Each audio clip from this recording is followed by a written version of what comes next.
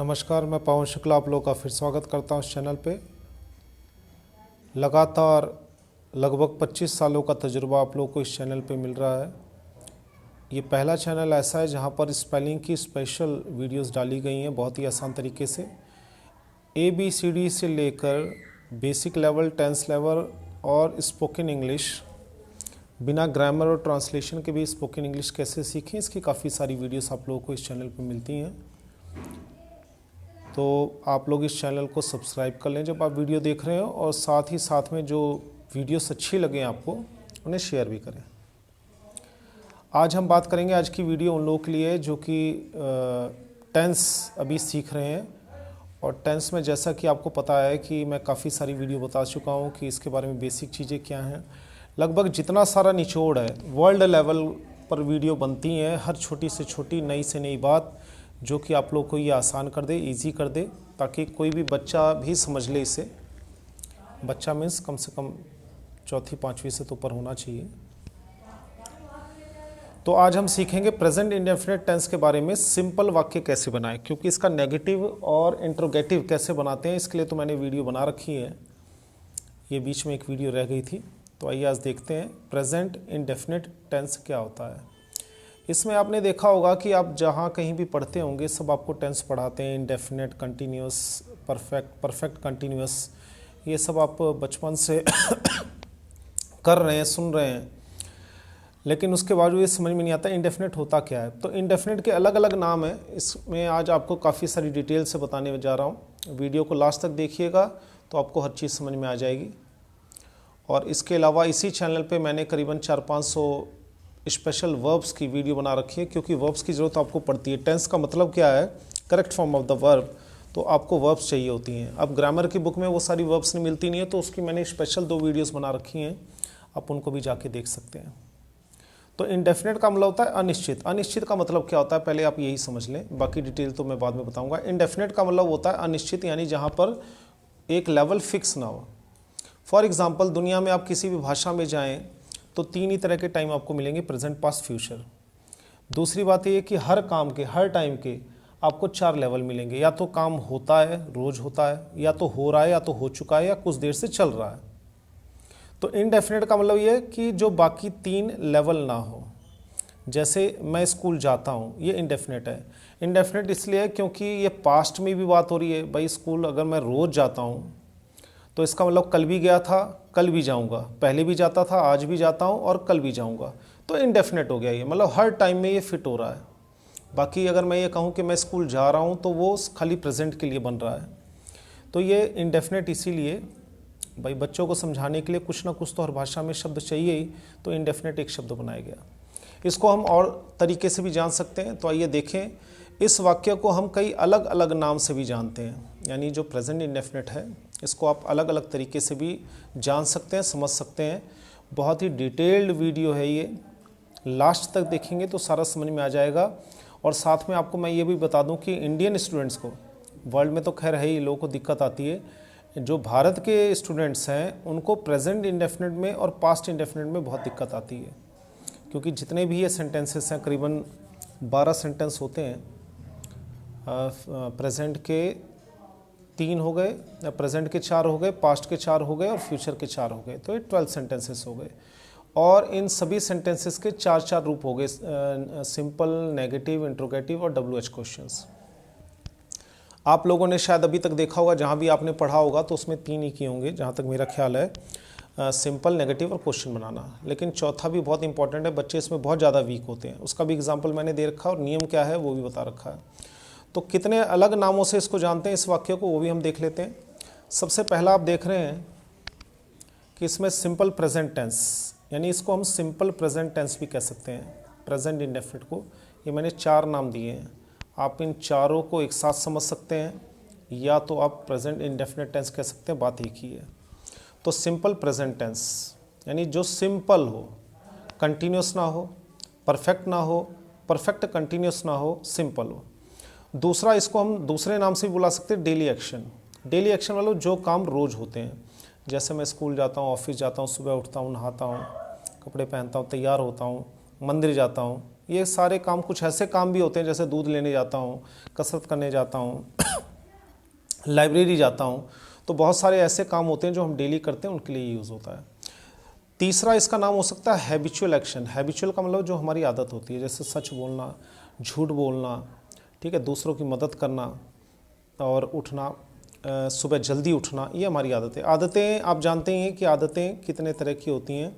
इसके अलावा इसमें एक कैटेगरी और आती है, वो यूनिवर्सल ट्रुथ जिसे कहते हैं। यूनिवर्सल ट्रुथ क्या होता है वो मैं आपको बता देता हूँ। यूनिवर्सल ट्रुथ का मतलब होता है कि वो बातें जो हमेशा के लिए सच हों, सब के लिए सच हों पूरे वर्ल्ड में। जैसे सूरज पूरब से निकलता है, ये सच है। ये एक ऐसी बात है जो तब भी होती थी, आज भी हो रही है और कल भी होगी। सूरज पश्चिम में अस्त होता है, ये बिल्कुल सही बात है कि इसको हम इसी तरीके से समझ सकते हैं। और इसके अलावा बहुत सारी बातें जो यूनिवर्सल ट्रुथ में आती हैं और कई सारी चीज़ें हैं। तो ये हो गया हमारा यूनिवर्सल ट्रुथ। अब जैसे एक यूनिवर्सल ट्रुथ ये भी हो गया, the earth moves around the sun. पृथ्वी जो है सूरज के चक्कर काटती है, ये यूनिवर्सल ट्रुथ हो गया। इसे कोई गलत नहीं कह सकता। संसार का कोई भी कोना हो वहाँ पे सच लागू होगा। तो पहला आपने सीखा सिंपल प्रेजेंट टेंस। दूसरा इसका नाम है डेली एक्शन, यानी जो काम रोज होते हैं। तीसरा है हैबिचुअल एक्शन, जो हमारी आदतें होती हैं, जो तब भी थी, आज भी हैं और कल भी रहेंगी आदतें, क्योंकि इसीलिए इसे सिंपल कहा जाता है, इंडेफिनिट कहा जाता है। नेक्स्ट है रूटीन एक्शन। रूटीन एक्शन का मतलब होता है दिनचर्या के काम। जैसे कोई आपसे सवाल करे कि आप सुबह जब उठते हैं तब से लेकर पूरे दिन में क्या क्या काम करते हैं और किस समय काम करते हैं, तो वो सारी बातें जो है प्रेजेंट इंडेफिनिट टेंस के अंतर्गत ही आएंगी। और उसे हम डेली एक्शन भी कह सकते हैं और रूटीन एक्शन भी कह सकते हैं। जैसे मैं सुबह 6 बजे उठता हूँ, फिर फ्रेश होता हूँ, नहाता धोता हूँ, पूजा पाठ करता हूँ, ऑफिस के लिए, स्कूल के लिए तैयार होता हूँ, फिर स्कूल से पढ़कर वापस आता हूँ, फिर रेस्ट करता हूँ, लंच करता हूँ, फिर शाम को ट्यूशन जाता हूँ, पढ़ाई, कुछ इस तरह से सबके अपनी अपनी दिनचर्या है। वो सारी दिनचर्या के काम जो है, एक्शन मतलब जो वर्ब हो गया, जो काम हम करते हैं वो सारी चीज़ इसमें आ गई। तो इस तरह से आपने देखा। आम तौर पे कुछ टीचर्स ऐसे भी समझाते हैं जिनको हम देखें कि जिन वाक्यों के अंत में जो है ता है, ते है, ती है, कुछ लोग ऐसा भी समझाते हैं ट्रांसलेशन में। जिन वाक्यों के अंत में आता है तो subject plus verb plus object, और ये सारी बहुत टफ नियम हो जाते हैं, कंफ्यूज हो जाते हैं। तो आप समझने हमारा मकसद है। अगर आपको ऐसे समझ में आ रहा है तो बहुत अच्छी बात है, नहीं तो आप इतने अलग अलग तरीक़ों से इनको समझिए कि आप जो वाक्य लिखें या लिखने जा रहे हैं, अगर इनमें से 5 बातों में से कोई भी एक बात होती है तो फिर वो प्रेजेंट इंडेफिनिट टेंस के अंतर्गत आता है। अब टेंस का मतलब क्या होता है ये मैंने आपको पहले ही बताया था, एक बार फिर बता देता हूँ क्योंकि डिटेल वीडियो है। टेंस और ट्रांसलेशन में फ़र्क होता है। टेंस का मतलब होता है correct form of the verb, correct form of the verb. अब हिंदी हो चाहे इंग्लिश हो, जैसे आप हिंदी में देखें तो यहाँ पे होता है खा, तो यहाँ पे होता है तो ता हूँ, रहा हूँ, चुका हूँ, खाऊंगा, खा या था, खा रहा था, खा चुका था। आप देख रहे हैं ना, ये हमारा वर्ब है हिंदी का। ऐसे इंग्लिश में भी जैसे ईट हो गया तो ईट के साथ हम S, E S, D, E D, I N G, ये सारे वर्ड्स जो है वर्ब के साथ हम जोड़ते हैं तो नए नए रूप मिल जाते हैं। तो जब भी हम किसी वाक्य को लिखते हैं तो मान लीजिए मैं लिख रहा हूँ आई, और यहाँ पे ब्रैकेट में आपको दे दिया प्ले, और यहाँ एक वर्ड लिख दिया डेली। तो यहाँ पर अब प्ले के कितने फॉर्म हो गए? प्ले के इतने सारे फॉर्म हो गए, प्लेस, प्लेड, प्लेड, प्लेइंग। तो कौन सा सही फॉर्म आएगा? तो सेंटेंस में डेली शब्द है तो इस हिसाब से हमने एक आइडिया लगा लिया कि यहाँ पे प्ले ही आएगा, आई एम प्लेइंग नहीं आएगा क्योंकि मैं रोज़ खेलता हूँ, तो आई प्ले डेली।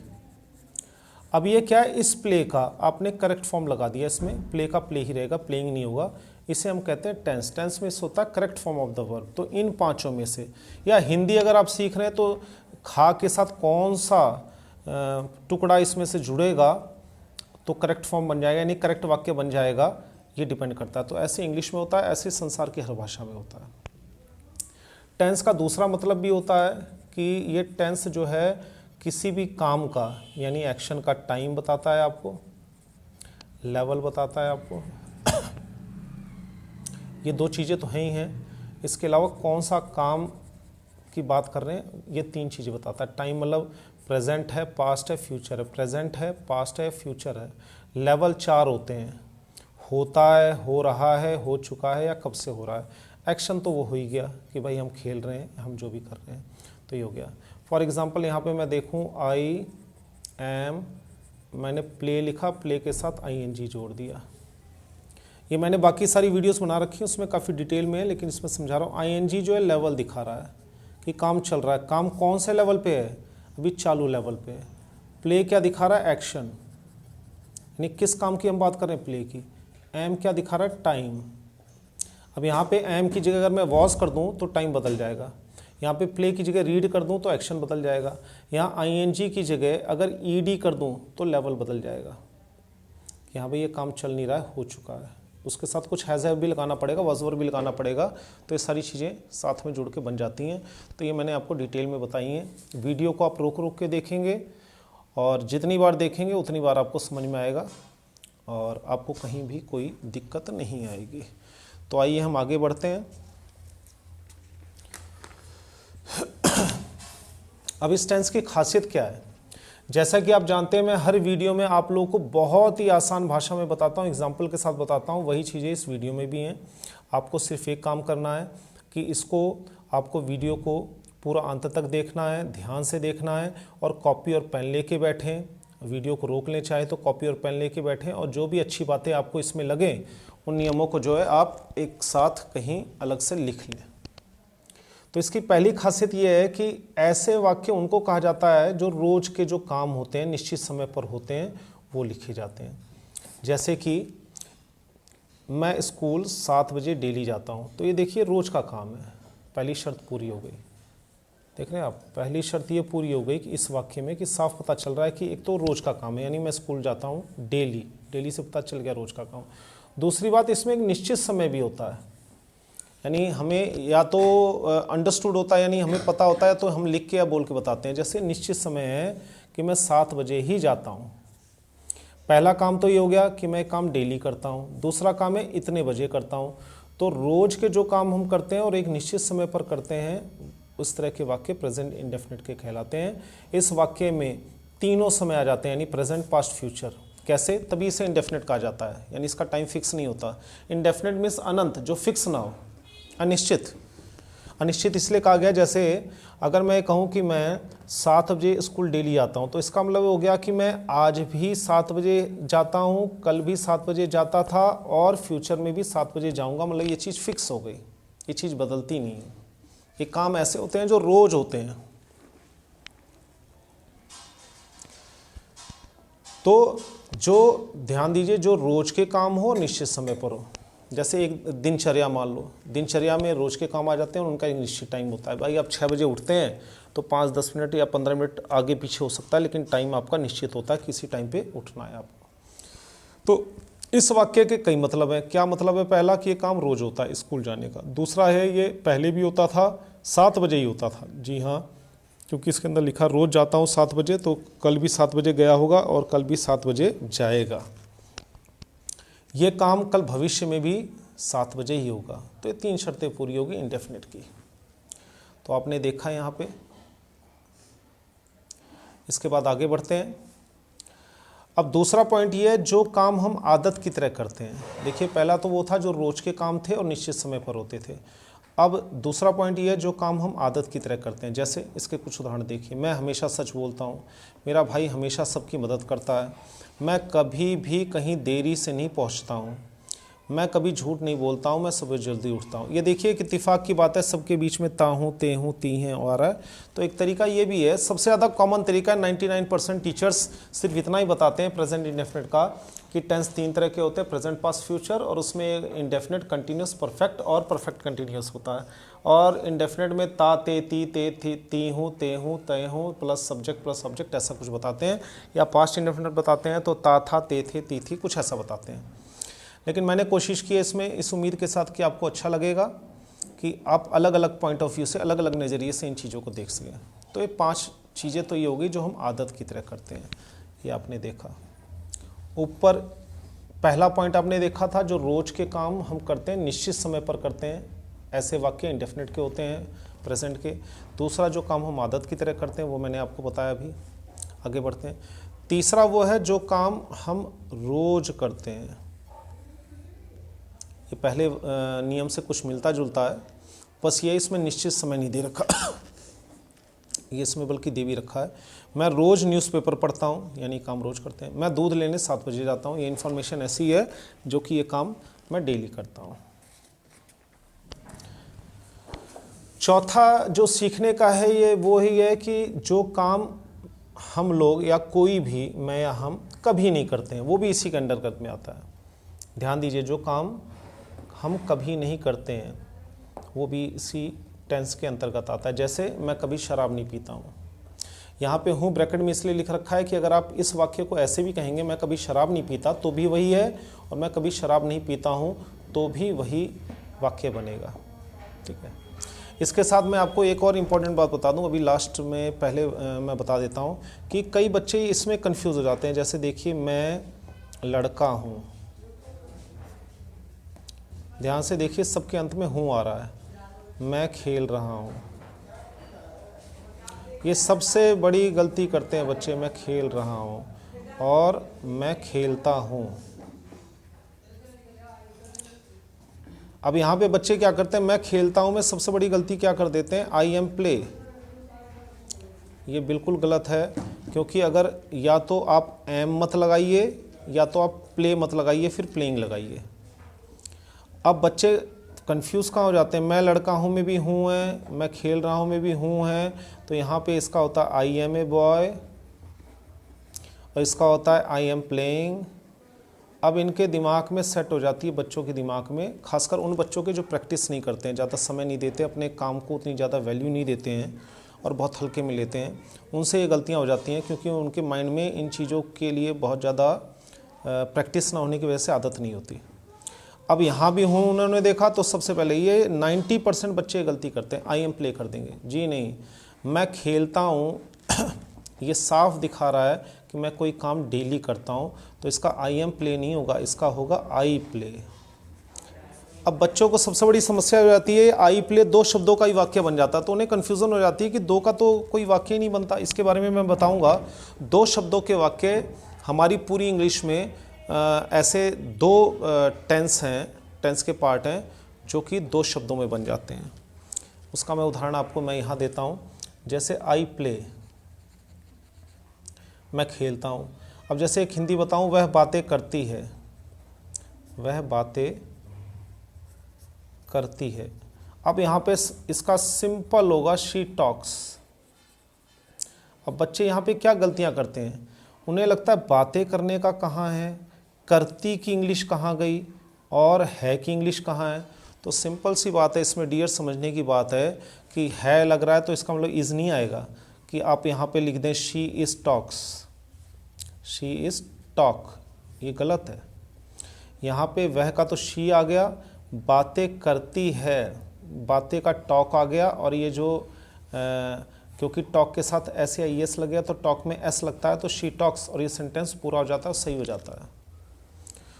तो कहने का मतलब ये है कि इंडेफिनेट का पहला तो ये वाक्य हुआ जो 2 शब्दों में ही बन जाता है। ऊपर देखिए 4 शब्द आए हैं, लोग कंफ्यूज हो जाते हैं, है से, हूँ से, इन सब से कंफ्यूज हो जाते हैं, ध्यान रखिए। दूसरा है, मैं आगे आपको वीडियो में जानकारी दूंगा, आई प्लेड, मैं खेला था। किसी ने पूछा आप कल खेले थे या नहीं, आपने कहा मैं खेला था। ये पास्ट इंडेफिनिट का सेंटेंस है, आई प्लेड। इसमें भी 2 शब्दों से वाक्य बन जाते हैं। बाकी टेंस के जितने भी सेंटेंसेस हैं उन सभी के लिए कम से कम, उन सभी के लिए आपको 3 शब्द चाहिए ही चाहिए। तो ये बड़ी ही इंपॉर्टेंट और मज़ेदार बात आपको पता चली है। जितनी बातें मैंने बताई हैं, वीडियो को रोक के आगे पीछे करके आप बार बार देखें ताकि आपको कोई समस्या ना हो। तो आइए इसी के साथ फिर हम उसको देखते हैं। तो जो नेक्स्ट पॉइंट ये था, जो काम मैं या हम कभी नहीं करते वो भी इसी टेंस में आता है। जैसे मैं कभी शराब नहीं पीता हूँ, वह कभी ऑफिस में देर से नहीं आता है। ये चीज़ें कैसी है, मैं कभी शराब नहीं पीता हूँ मतलब ना पहले पीता था, ना आगे पीऊँगा, ना अभी पीता हूँ। वह कभी ऑफिस में देर से नहीं आता मतलब वो पहले भी कभी नहीं आया, आज भी नहीं है और कल भी नहीं आएगा। तो उस बात के लिए हम आता है कर देंगे, इंडेफिनिट कर देंगे। अब आइए 5वां देखते हैं, नेक्स्ट पॉइंट। जो काम हम रोज नहीं करते हैं, कभी कभी करते हैं। कौन सा पॉइंट है? जो काम हम रोज नहीं कभी कभी करते हैं। इसमें तो है कभी नहीं करते हैं, उसमें रोज करते हैं। ये नेक्स्ट टॉपिक है, जो काम हम रोज नहीं कभी कभी करते हैं, ये भी इसी में आएगा। इसकी इंग्लिश में बाद में आपको दूंगा, ये जो शब्द मैं अंडरलाइन कर रहा हूँ। जैसे हम कभी कभी पार्क घूमने जाते हैं, ठीक है, ये हमारा रूटीन का काम नहीं है, ये काम हम रोज़ नहीं करते हैं, लेकिन कभी कभी जाते हैं, एक नियम सा बना हुआ है। जैसे मेरा दोस्त कभी कभार एक लोकल वर्ड है, इसे कभी कभी भी कर सकते हैं या कई बार भी कर सकते हैं। मेरा दोस्त कभी कभार फिल्म देखने चला जाता है, मतलब उसकी हैबिट मान लो, या आदत तो नहीं है, वो रोज़ तो नहीं जाता है, बट चाहे हफ्ते में एक ही बार, महीने में एक ही बार बट जाता है। तो इसमें वो भी वाक्य आते हैं कि जो काम हम रोज़ नहीं करते, कभी भी कभी करते हैं। आगे देखते हैं, जो काम हम हर हफ्ते, हर महीने, हर साल करते हैं। जी हाँ, टाइम देखिए कितना बड़ा गैप है, हर हफ्ते, हर महीने, हर साल। ऐसे वाक्य भी जो हैं वो भी इसी में आएंगे। जैसे हम हर महीने मंदिर जाते हैं, एक तो है हम मंदिर जाते हैं तो भी ठीक है, हम मंदिर कभी नहीं जाते हैं वो भी ठीक है, हम हर महीने मंदिर जाते हैं वो भी ठीक है, हम कभी कभी मंदिर जाते हैं वो भी ठीक है। तो ऐसे वाक्य बनते ही प्रेजेंट इंडेफिनिट में है। तो जो काम हम हर हफ्ते, हर महीने, हर साल करते हैं, ठीक है। जैसे मैं साल में एक बार किसी तीर्थ स्थल पर जाता हूँ, तो चाहे वो साल में एक ही बार है, बट आएगा वो प्रेजेंट इंडेफिनिट में, मतलब पहले भी जाता था, आज भी और आगे भी।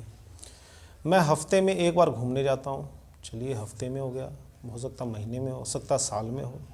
तो ये सारी चीज़ें जो है 6 पॉइंट्स आपने सीखे।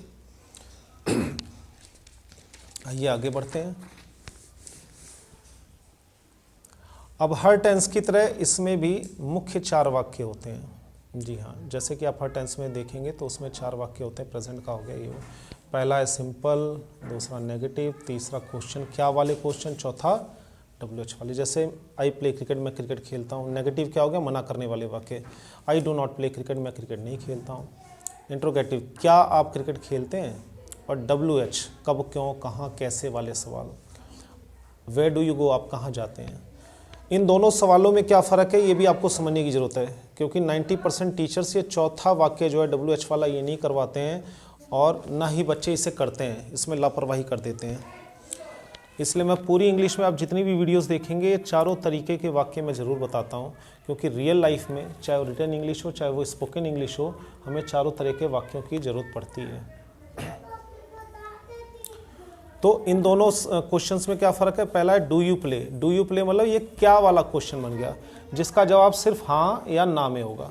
लेकिन जो नीचे वाला क्वेश्चन है WH वर्ड का मतलब ये है, इसमें WH के कौन से वर्ड होते हैं, who, what, where, when, why, which, ये सब देखिए WH से हैं। तो इन सब शब्दों से जो क्वेश्चन बनते हैं उन्हें हम WH इंट्रोगेटिव क्वेश्चन कहते हैं। कहाँ, कब, क्यों, कैसे, कौन सा। तो ये 2 तरह के क्वेश्चन हो गए। सिंपल नेगेटिव तो आपको पता ही है। तो इसमें भी ये 4 तरीके के वाक्य होते हैं हर टेंस की तरह। अब यहाँ पर एक चीज़ नोट करने वाली है, मैंने लिखा है नोट। क्या है नोट, देखते हैं कि प्रेजेंट इंडेफिनिट या सिंपल प्रेजेंट कह लीजिए के वाक्य हमारे देश के बच्चों के लिए दूसरे वाक्य से जो है कठिन होते हैं, आसान नहीं होते। ये थोड़े अलग भी होते हैं और कठिन भी होते हैं। प्रेजेंट इंडेफिनिट में बच्चे सबसे ज़्यादा कंफ्यूज होते हैं। और सबसे ज़्यादा फेवरेट कौन सा होता है बताइए आप। सबसे ज़्यादा जो फेवरेट है वो कॉन्टीन्यूअस का होता है। मैं खेल रहा हूँ, तुरंत सबसे जल्दी सबसे आसान तरीके से बच्चा इसी को करता है। और मुझे भी पक्का विश्वास है कि आपने भी ज़रूर कॉन्टीन्यूअस ही कहा होगा कि प्रेजेंट कॉन्टीन्यूअस। सर मुझे बहुत अच्छा लगता है, आसान लगता है। I am going, are you going, he is not going, सबसे आसान। क्योंकि इसमें क्या है, इसकी एक वजह भी है कि जब टीचर किसी बच्चे को समझाता है स्कूल में या कोचिंग में हम पढ़ रहे होते हैं, तो इंडेफिनिट वाला पार्ट वो बड़ी जल्दी करवा देता है, और उसके बाद कंटिन्यूस ये 2-4 बातें याद रह जाती हैं। तो हम बार बार हूँ, है, और इसी में जैसा कि आपको पीछे मैंने बताया उसी में कंफ्यूज हो जाता है कि हूँ तो एम में भी लगता है, एम प्लेइंग में भी लगता है और इस करता हूँ में भी हूँ लगता है, तो उसमें बच्चा कंफ्यूज हो जाता है। तो ये कठिन क्यों है? दो वजह है। नंबर वन, टीचर इसे अच्छी तरह नहीं समझाता। जितनी डिटेल में मैंने आपको बताया शायद ही आपको किसी ने बताया होगा, कोई बुक हो या कहीं भी हो, ठीक है। तो इसके बाद भी और भी काफ़ी सारी वीडियोस बनाऊंगा नए नए एंगल से, बट फिलहाल इस वीडियो में जितना नॉलेज आप ले सकते हैं ले लीजिए। तो ये कठिन क्यों होता है? वो कठिन इसलिए होता है, उसका कारण हम जानते हैं कि प्रेजेंट इंडेफिनिट और पास्ट इंडेफिनिट भी कठिन होता है बच्चों के लिए, क्योंकि उसमें ना सिंपल में और नेगेटिव में और क्वेश्चन में काफ़ी फ़र्क आ जाता है वर्ब की फॉर्म में, तो इसलिए बच्चा कंफ्यूज हो जाता है। जैसे कंटिन्यूस में देखेंगे तो आप is are am I N G है तो नेगेटिव में भी वही लग जाएगा और क्वेश्चन में भी हो जाए सारी चीज़ें, लेकिन इसमें ऐसा नहीं होता। इसमें हम वर्ब की फर्स्ट फॉर्म, इसमें कन्फ्यूज़न इसलिए होती है क्योंकि वर्ब की फर्स्ट फॉर्म भी लगानी है, कई जगह वर्ब के साथ एस सी आई एस भी लगाना है, फिर डू का भी यूज़ करना है, फिर डस का भी यूज़ करना है, फिर इनके साथ वर्ब की फर्स्ट फॉर्म का भी यूज़ करना है। तो कई सारी बातें हमें इसमें ध्यान रखनी पड़ती है, इसलिए थोड़ा सा कठिन हो जाता है हमारे लिए। कैसे ये मैं आगे बताऊँगा, अभी तो ये हिंट दिया आपको मैंने। अब आगे देखते हैं। ये कठिन इसलिए होता है क्योंकि ऐसे वाक्यों में जो है हमारी वर्ब फर्स्ट फॉर्म भी लगती है, एक समस्या, कईयों के साथ एस या ई एस लगता है, दूसरी समस्या। अब एस या ई एस में एक और समस्या आ जाती है कि किसी भी बुक के अंदर आप वर्ब की 3 फॉर्म देखेंगे, यानी कहीं भी आप देखेंगे तो वहाँ पे वर्ब सेकंड थर्ड बस इतना दिया होता है। अब ये वाला लिखा नहीं होता ना दिया होता है, तो बच्चे इसको इग्नोर कर देते हैं, टीचर्स भी इसको इग्नोर कर देते हैं, तो समस्या यहाँ पर आ जाती है। या टीचर अगर बता भी देते हैं तो मौखिक रूप से बताते हैं, ऑरल या बहुत लाइट रूप में बताते हैं, तो बच्चा इन चीज़ों को गंभीरता से नहीं लेता, वो आगे बढ़ता रहता है बिना पीछे देखे कि मैंने जो पिछली मेहनत की है उसका मुझे आगे फ़ायदा होगा या नहीं होगा। इसलिए कहते हैं कि किसी भी काम को नियम से करना चाहिए, हल्के में नहीं लेना चाहिए। तो सब्जेक्ट तो आपको पता ही, आई वी दे ही शी, ये पूरी इंग्लिश में ही चलते हैं। वर्ब में पहली समस्या ये किसके साथ लगाएं, दूसरी ये, फिर तीसरी समस्या डू कहाँ लगाएं, चौथा है डस कहाँ लगाएं। तो 4 अलग अलग बातें इसके अंदर हो जाती हैं, इसलिए थोड़ा सा कठिन हो जाता है और कन्फ्यूजन हो जाता है। हालांकि ये है तो बहुत आसान, लेकिन समस्या कहाँ आती है, प्रैक्टिस का अभाव। दूसरी बात कि बुक्स से भी इतनी सपोर्ट ना मिलना। तो जब हम इनका इस्तेमाल करते हैं, इन्हीं से ये सारे वाक्य बनते हैं, तो इसलिए कठिन हो जाता है। तो जब हम वाक्य में वर्ब की फर्स्ट फॉर्म, सेकंड फॉर्म या थर्ड फॉर्म, ये तो सभी बुक्स में पढ़ते हैं हम, पर वर्ब के साथ एस ई एस किस में लगाएं, कब लगाएं एस, कब लगाएं ई एस और किसके साथ लगाएं, ये हर बुक में नहीं दिया होता, दिया ही नहीं होता, बल्कि जहाँ तक मेरा ख्याल है नियम बता दिए होते हैं, बट अगर आप वर्ब की लिस्ट देखें तो उसमें दिया नहीं होता है जहाँ तक मैंने देखा है। तो हमें इसकी आदत भी नहीं होती है, ये दूसरी समस्या हमारे साथ आ जाती है। और अगर आपने ये सारी चीज़ें कर ली हैं जो मैं आपको बता रहा हूँ, इंडेफिनेट अगर आपने कवर कर लिया है तो किसी भी टेंस का कंटिन्यूस और परफेक्ट कंटिन्यूस आसान हो जाता है, वो इतना मुश्किल नहीं रह जाता है। तो ये वीडियो आप जितनी बार देखेंगे और इसके एग्जांपल्स की जितनी बार करेंगे, आपको उतना ही ज़्यादा फ़ायदा होगा आगे के लिए भी। इससे डर दूर कर लिया आपने तो आपका काम बहुत आसान हो जाएगा। अब जैसे देखिए, हमने कोई वर्ब लिया, मान लो प्ले लिया या ईट लिया, तो हमने देखा होगा कि इसकी वर्ब की फर्स्ट फॉर्म, सेकंड फॉर्म और थर्ड फॉर्म तो हमें बुक्स में मिल गई, हमें पता चल गया जी डी लगाएंगे या ई डी लगाएंगे या आई एन जी लगाएंगे। लेकिन किसी भी बुक में ये नहीं बताया जाता एस ए एस किसके साथ लगाएंगे। नियम तो बता दिए जाते हैं, बट बुक में जो इसकी लिस्ट दी होती है वर्ब की, उसमें नहीं दिया जाता, तो बच्चों को दिक्कत आ जाती है। अब समस्या क्या है कि कुछ जितने भी इंग्लिश में वर्ब्स हैं टोटली, उनमें से कुछ के साथ एस लगता है, कुछ के साथ ई एस लगता है। ध्यान दीजिए एक बार यहाँ पर फिर दोबारा, जितने भी वर्ब हैं इंग्लिश में, उन सभी वर्ब्स को आप 2 पार्ट में बांट सकते हैं। नंबर 1 जिनके साथ एस लगता है, दूसरा जिनके साथ ई एस लगता है। अगर मैं इंडेफिनेट की बात करूँ तो, प्रेजेंट इंडेफिनेट की, तो इसके नियम क्या है, इसको आइए जान लेते हैं। थोड़ा सा ये भी कंफ्यूजिंग करता है, थोड़ा सा कंफ्यूज करता है। अब नोट वर्ब की फर्स्ट फॉर्म, देखिए यहाँ से ध्यान दीजिए, क्योंकि अब देखिए ये बड़ी इंपॉर्टेंट बात है जो मैंने नोट लिखा है, क्योंकि पूरी इंग्लिश में सब्जेक्ट एक वचन और बहुवचन भी होता है, तो हमें वर्ब भी एक वचन और बहुवचन लगाना पड़ता है उसी हिसाब से। तो जब वर्ब की फर्स्ट फॉर्म जो होती है, वो हमेशा ध्यान दो वर्ब का प्लूरल फॉर्म होती है। यानी जैसे मान लो मैंने लिखा प्ले, तो ये प्लूरल है। अब सिंगुलर सब्जेक्ट के साथ अगर प्ले यूज़ करना हो तो क्या करना होगा, फिर इसके साथ एस जोड़ना होगा, एस या यस, तब ये सिंगुलर बन जाए, जैसी ज़रूरत हो। कुछ के साथ एस लगता है, जैसे प्ले के साथ एस लगता है, तब सिंगुलर बनेगा ये। तो जो वर्ब की फर्स्ट फॉर्म जिसे आप कहते हैं, जिसे आप वर्ब की फर्स्ट फॉर्म कहते हैं, वो हमेशा प्लूरल होता है। अच्छा, और चीज़ों में तो आप डी ई डी यानी D E D I N G लगा देते थे, या उन्हीं को याद भी कर लेते थे तो आसान हो जाता था। अब एस या ई एस तो बुक में भी नहीं दिया हुआ, तो आपके लिए और मुश्किल हो जाता है। तो उसका एक नियम मैं बता देता हूँ, थोड़ा सा वहाँ ध्यान दें इसे। तो वर्ब की कोई भी फर्स्ट फॉर्म हो, ध्यान रखिए, उसे वर्ब की प्लूरल फॉर्म कहा जाता है, बेस फॉर्म कहा जाता है, मेन वर्ब की फॉर्म कहा जाता है। इसे हम सिंगुलर बनाने के लिए इंडेफिनिट में हम एस या ई एस लगाते हैं, कुछ के साथ एस, कुछ के साथ ई एस लगाते हैं। अब इसके नियम क्या हैं ज़रा देखें। ई एस कहाँ लगाएं? जब आप किसी वर्ब को पढ़ रहे हो या लिख रहे हो, अगर उसके अंत में आखिरी letter O, C H, S H, T H, G H, Z हो, या डबल एस हो, एक्स हो, डबल जेड हो, तो उनके साथ ई एस लगाते हैं।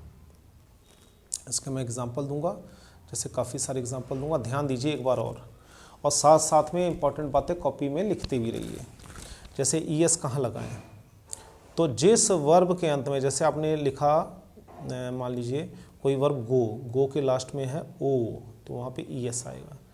सी एच हो, एस एच हो, टी एच हो, जी एच हो, जेड हो, डबल एस हो, एक्स हो, या डबल जेड हो, तो उसके साथ लास्ट में ई एस जुड़ेगा। इसका उदाहरण देते हैं। और इनके अलावा जो बाकी हैं उनके साथ तो एस लग ही जाएगा, ई एस नहीं लगेगा। तो कुछ बातें आइए ध्यान दें ज़रा यहाँ पे। ये एस वाले देखिए, ये रहे प्ले के साथ एस जोड़ा, प्लेस बन गया। रीड के साथ एस जोड़ा तो रीड्स बन गया। थिंक के साथ एस जोड़ा तो थिंक्स बन गया, ये सही वर्ब बन गया। वर्क के साथ एस जोड़ा तो वर्क्स बन गया। सी के साथ एस जोड़ा तो सीज बन गया। इन सभी के साथ एस एस लगाते रहिए, एक तरीका तो ये हो गया।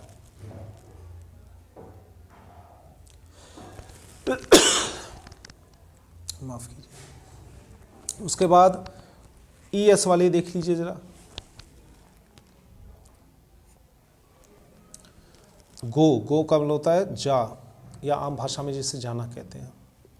तो गो जमा ई एस, गोस, क्योंकि इसके साथ ओ लगा हुआ है। तो मैंने आपको पहले ही बताया कि जिनके अंत में O, C H, S H, T H, G H, Z, या डबल एस, एक्स या डबल जेड लगा हो, तो इसमें देखिए ओ लगा हुआ है। अच्छा, इन सभी में आप गौर कर रहे हैं वाई लगा हुआ है सभी के लास्ट में। तो वाई का एक अलग नियम बनता है, ये तीसरा, ये आम तौर पे बुक में नहीं मिलता है। तीसरा नियम है कि अगर अंत में वाई लगा हो तो आई ई एस लगता है, ये ध्यान दें। अभी तक तो आप सीख रहे थे एस कहाँ लगेगा, आपने ई एस कहाँ लगेगा। अब एक नया भाई और आ गया इनका, वह आई ई एस कहाँ लगेगा। ये भी बुक में नहीं दिया जाता, जनरली नहीं बताया जाता है।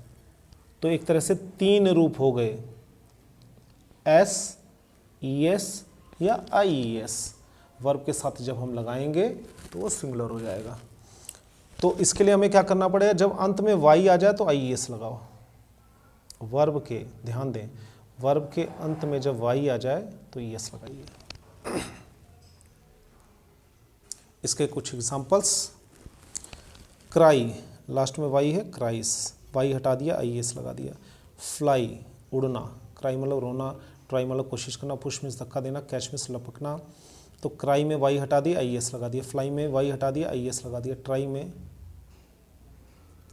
वाई हटा दिया, आई एस लगा दिया। पुश में जो है इसमें तो ई एस लगा दिया, जो मैंने आपको बताया था।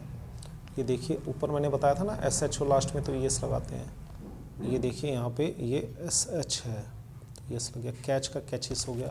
तो इस तरह से आपने देखा इसमें कि कितनी सारी जानकारियाँ आप लोग को दी गई हैं, ताकि आप लोग देख सकें, समझ सकें, कर सकें।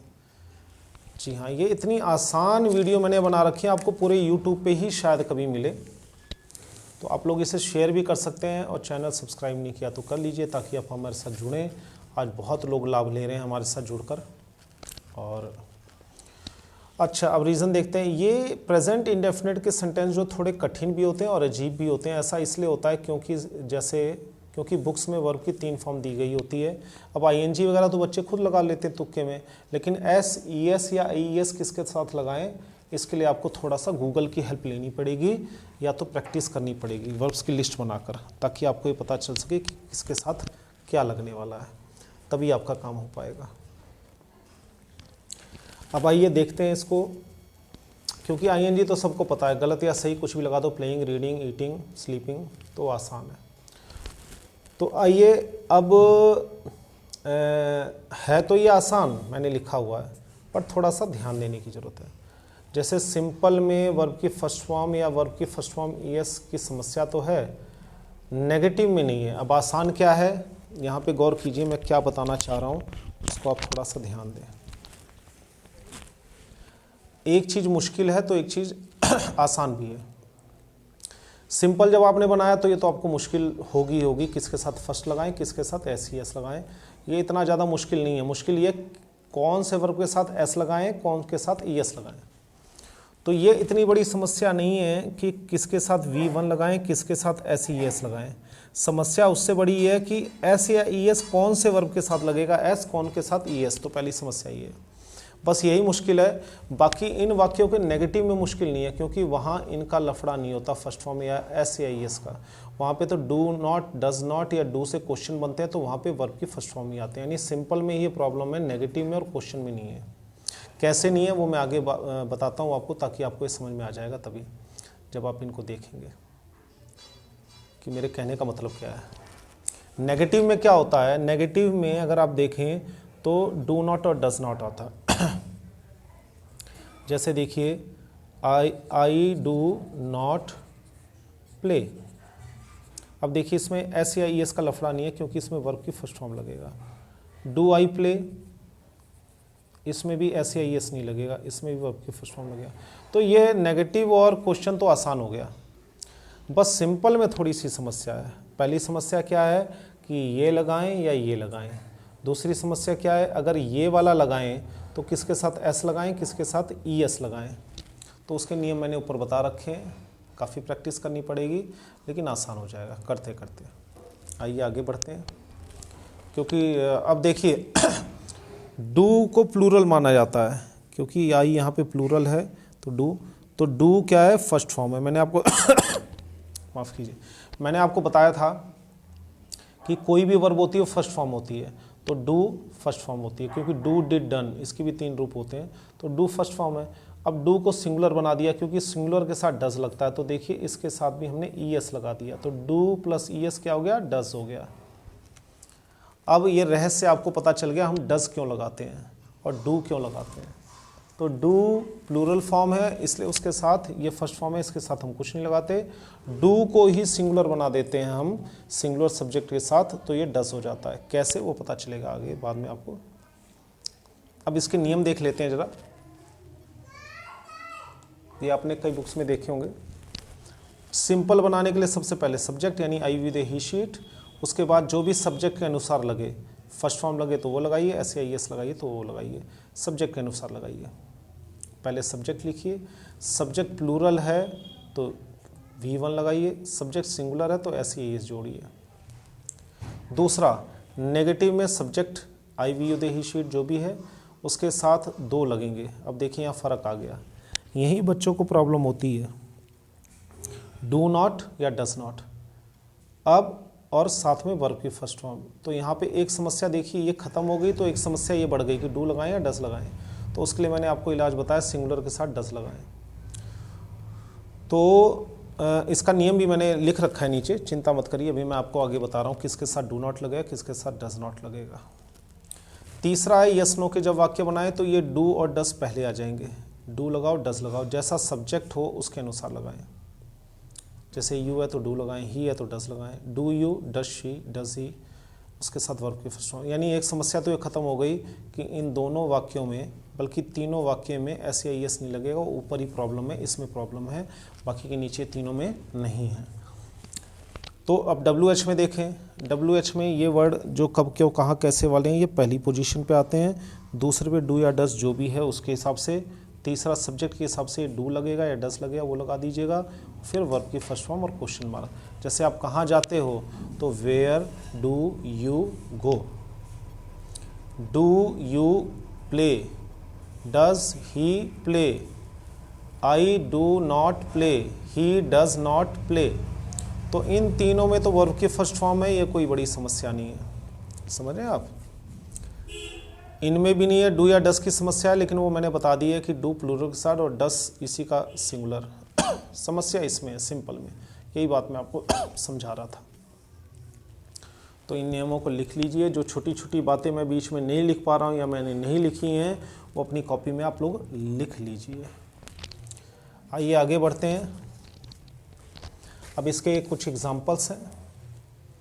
मैंने आपको बताया था नोट, इस टेंस में 2 शब्द का भी वाक्य बनता है, तो ध्यान रखें। ये बीच बीच में छोटी छोटी लेकिन बहुत इंपॉर्टेंट बात बताता हूँ, इनको ध्यान रखा करिए आप लोग कि इस टेंस में 2 शब्दों का भी वाक्य बन सकता है। एक पास्ट इंडेफिनिट में भी 2 शब्दों का वाक्य बनता है, बाकी जितने टेंस हैं उसमें कम से कम 3 शब्द तो चाहिए ही चाहिए, इसलिए बच्चे इसमें कन्फ्यूज हो जाते हैं। जैसे आई प्ले, मैं खेलता हूँ। डू नॉट प्ले, मैं नहीं खेलता। डू आई प्ले, क्या मैं खेलता हूँ। व्हेन डू आई प्ले, मैं कब खेलता हूँ। ही प्लेस, ये देखिए प्ले के साथ ऐसा लगता है ये सिंगुलर है तो इसे भी वर्ब को भी सिंगुलर बना दिया। ही सिंगुलर है तो डू को डस बना दिया। ही है तो डस लगाया हमने, क्योंकि डस के हिसाब से ही लगाया। यहाँ आई होता तो यहाँ डू लग जाता। तो ये मैंने कुछ इसके एग्जांपल्स दिए हैं जिन्हें आप देख सकते हैं। आई, वी, दे, इन सभी के साथ मैं वर्ब की फर्स्ट फॉर्म यूज़ कर रहा हूँ, सभी के साथ। और डू नॉट नेगेटिव के लिए, क्वेश्चन के लिए डू यूज़ हो रहा है, ये मैं अभी आगे बताऊंगा। और ये जो सिंगुलर हैं ही वाले, उनके साथ एस लगा रहा हूँ, डस लगा रहा हूँ। शी के साथ भी देखिए एस लगा रहा हूँ क्योंकि सिंगुलर है, इसके साथ डस लगा रहा हूँ क्योंकि शी सिंगुलर है। Does she, when does she, और ये सभी बाकी फर्स्ट फॉर्म है नीचे जो लगती हैं। इनको वीडियो को रोक के देखेंगे आप तो आपको समझ में आ जाएगा।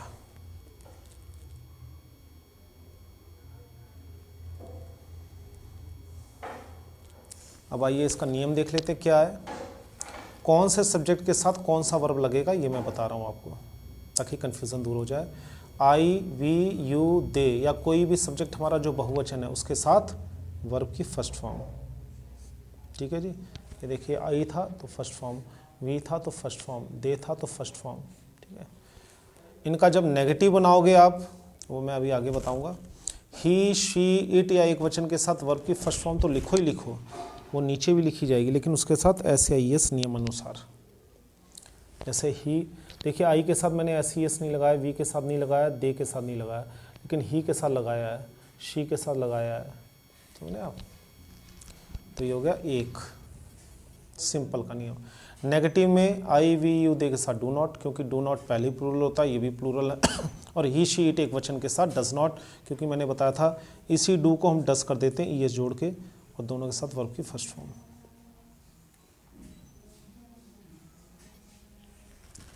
तीसरा है जब आप क्वेश्चन बनाएं, डू या डस पहले लिखेंगे। अब डू या डस शुरू में कैसे लिखेंगे, किसके जैसा सब्जेक्ट हो जिसके बारे में आप बात करें उसी हिसाब से आप डू लगाएंगे या डस लगाएंगे। तो उनकी शुरुआत इनकी क्या से होती है, यहाँ पे जैसे ही आप डू या डस लगा दें क्या हो जाएगा, और सभी के साथ वर्ब की फर्स्ट फॉर्म है सिवाय ऊपर को छोड़ के। अगर कायदे से देखें तो इसमें और इसमें भी फर्स्ट फॉर्म है, खाली सिंगुलर के साथ एस ई एस है। तो आप देख रहे हैं, तो इसको ध्यान दें। अब आइए कुछ और जानकारी लें। अब ऐसे वाक्यों की, ये बड़े इंपॉर्टेंट शब्द बता रहा हूँ, इनकी पहचान। ऐसे वाक्यों में आप इन शब्दों का खुलकर प्रयोग कीजिए, तभी आपकी प्रैक्टिस हो पाएगी, तभी आपको ध्यान रहेगा कि आपने क्या बनाया है, कैसे बनाया। अगर ये शब्द आपको नहीं आते हैं तो सिर्फ प्रेजेंट इंडेफिनिट आपको रटना पड़ेगा, क्योंकि ये शब्द बहुत ज़रूरी हैं।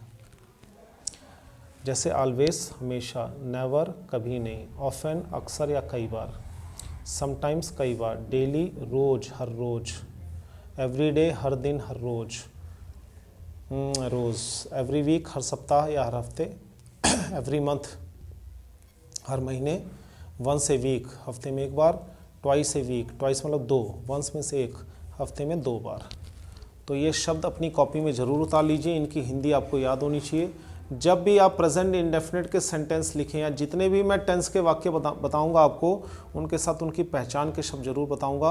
और जब भी आप उसके सेंटेंस बनाएं तो इन शब्दों का यूज़ ज़रूर करें, चाहे हिंदी में दिया हो या ना दिया हो, इनमें से एक शब्द उनके अंदर ज़रूर फिट होगा।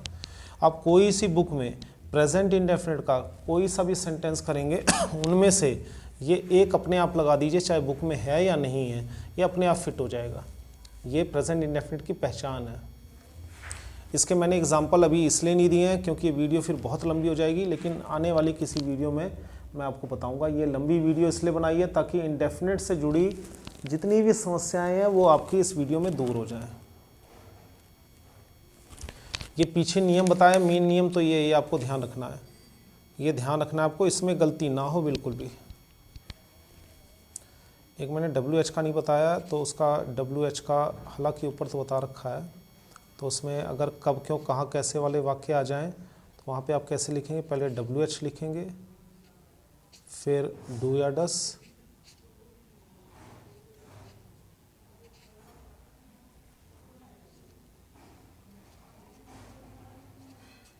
फिर आप सब्जेक्ट लिखेंगे, फिर आप वर्ब की फर्स्ट फॉर्म लिखेंगे, लास्ट में क्वेश्चन मार्क। ये मैंने आपको यहाँ बता रखा है, तो ऐसे कोई समस्या नहीं। अब किसके साथ क्या लगेगा वो भी मैंने आपको बता दिया है। अब इसकी मैंने पहचान भी बता दी है। तो इस तरह से आप जो है, अब इन शब्दों का उपयोग इन वाक्यों में आपको करना चाहिए। मैंने आपको बार बार बताया कि आप कोई भी एक बुक लो, प्रेजेंट इंडेफिनिट के वाक्य लो, और उन वाक्यों में चाहे इन शब्दों की हिंदी दी हो या ना दी हो, पर इनको ज़रूर लिखने की आदत डाल लें, बना लें। इसके साथ ही आपको प्रेजेंट इंडेफिनिट टेंस समझ में भी आ जाएगा और याद भी हो जाएगा। इनमें से एक शब्द जरूर यूज़ होगा उसमें, कोई ना कोई। तो इन ऐसे वाक्य लिखते समय ये शब्द जरूर इस्तेमाल करने की आदत डालें, और आपको डालनी भी चाहिए ताकि आपको कोई समस्या ना आए। अब आइए वीडियो के आखिरी में आपको कुछ एग्जांपल्स भी दे दूं। एग्जांपल्स हैं, ब्रैकेट में मैंने ये वर्ब लिख रखा है, कुक था तो देखिए कुक्स हो गया, क्योंकि यहाँ शी है, ये सिंगुलर है तो इसके हिसाब से कुक्स हो गया। यहाँ प्लूरल है, दे प्ले, तो प्ले का प्ले हुआ। कुक का कुक्स इसलिए हो गया क्योंकि यहाँ सिंगुलर है, तो शी कुक्स फूड, वो खाना बनाती है। दे प्ले चेस, वो क्रिकेट खेलते हैं। My friend gets up early in the morning, सुबह जल्दी उठता है। द गर्ल्स डू नॉट, यहाँ बहुवचन हो गया, लड़कियाँ हो गई तो यहाँ डू नॉट हो गया। यहाँ फ्रेंड है तो गेट्स एस लगा दिया। लड़कियाँ गाना नहीं गाती, गीत नहीं गाती हैं। डू यू प्ले क्रिकेट, क्या आप क्रिकेट खेलते हैं। डज ही प्ले क्रिकेट, क्या वो क्रिकेट खेलता है। अब ये यू प्लूरल है तो इसलिए हमने डू लगाया नियम अनुसार, या ही सिंगुलर है तो हमने डज लगाया। अब शी के साथ देखिए एस लगा दिया। She reads in 10th class, वो 10वीं क्लास में पढ़ती है। The sun rises in the east, सूरज पूर्व से निकलता है। The earth moves around the sun, जो सूरज है वो पृथ्वी के चारों तरफ घूमता है। तो ये आपने देखा कि मैंने पूरी कोशिश की है कि आप लोगों को बहुत आसानी से समझा पाऊँ। वीडियो लंबी ज़रूर है, लेकिन मैं उम्मीद करता हूँ कि आपको सारी बातें समझ में आ गई होंगी, और आप इस वीडियो को देखें, चैनल को सब्सक्राइब करें और शेयर भी करें ताकि और लोगों का भला हो सके। बहुत ही कम यूट्यूब पे ऐसी वीडियोस मिलेंगी आपको जो कि इतनी आसानी से और छोटी छोटी डिटेल्स के साथ आपको मिल रही हो। बाकी स्पोकन इंग्लिश की, फ्लुएंट इंग्लिश की और ABCD से लेकर स्पेलिंग तक की सीरीज़ काफ़ी सारी वीडियोस मैंने डाल रखी हैं, उन्हें भी आप ज़रूर देखें। तो मिलते हैं आप लोगों से अगली वीडियो में। उम्मीद करता हूँ ये वीडियो आपको ज़रूर पसंद आई होगी। बहुत बहुत धन्यवाद। Thank you very much.